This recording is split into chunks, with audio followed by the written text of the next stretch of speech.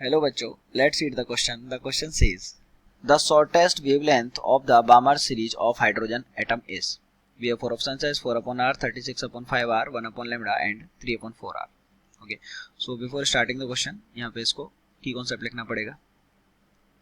And की concept है इस क्वेश्चन के लिए wavelength of spectral lines. Wavelength of spectral lines, ये इसका की कॉन्सेप्ट हो गया.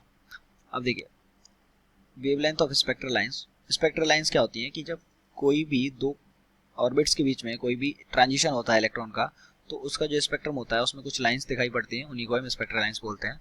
और इसकी वेवलेंथ का फॉर्मूला क्या होता है, 1 upon lambda it is equals to r into 1 upon n1 square minus 1 upon n2 square. Okay, हमको क्वेश्चन बोला गया है बामर सीरीज. तो बामर सीरीज कहाँ से कहाँ तक होती है? बामर सीरीज होती है n इक्वल्स टू 2 से लेके फिर 3, 4, 5 ऐसे ही एंड सो ऑन, इनके बीच में ट्रांजिशन होता रहेगा. तो शॉर्टेस्ट वेवलेंथ बताना है. तो वेवलेंथ शॉर्टेस्ट कब होगी? क्योंकि हमको एनर्जी और एक वेवलेंथ का इक्वेशन पता होता है, equals to h upon lambda.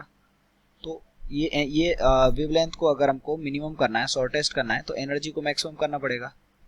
और एनर्जी मैक्सिमम कब होगी कि जब ट्रांजिशन है वो कहाँ से किसके बीच में हो, फर्स्ट जो ऑर्बिट है n equals to 2 Balmer series के लिए उसका और इन्फिनिट के बीच में अगर ट्रांजिशन होगा तो उसमें एनर्जी गैप सबसे ज्यादा होगा, तो वेवलेंथ क्या हो जाएगी, शॉर्टेस्ट हो जाएगी.